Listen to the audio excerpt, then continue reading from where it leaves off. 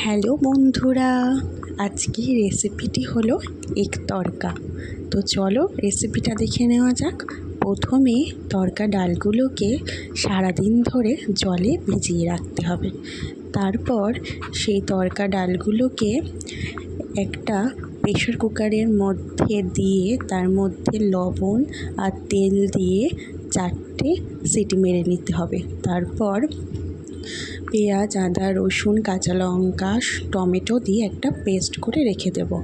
তারপর একটি কড়াইতে তেল গরম করে 3টে ডিম ফেটিয়ে সেগুলোকে ভুজিয়া করে তুলে রেখে দেব। তারপর আরও একটি কড়াইতে তেল দিয়ে তার মধ্যে গোটা জিরে, শুকনো লঙ্কা, তেজপাতা আর অল্প একটু চিনি দিয়ে তার মধ্যে দিয়ে দেব করে রাখা পেস্টটা। তারপর সব কিছু একসাথে ভালো করে নাড়াচাড়া করে নেব। নাড়াচাড়া করে নেওয়ার পর তার মধ্যে দিয়ে দেব পরিমাণ মতো হলুদ গুঁড়ো, লঙ্কা গুঁড়ো, জিরে গুঁড়ো, গরম মশলা আর তড়কা মশলা দিয়ে ভালো করে কষিয়ে নেব।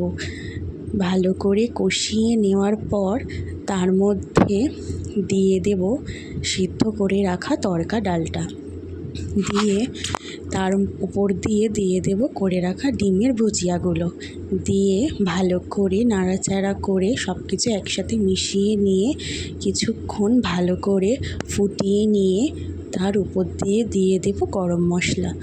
দিয়ে দিলেই রেডি আমাদের টেস্টি এগ তড়কা। ভিডিওটি ভালো লাগলে চ্যানেলটি লাইক, শেয়ার আর সাবস্ক্রাইব করে দিতে ভুলো না কিন্তু।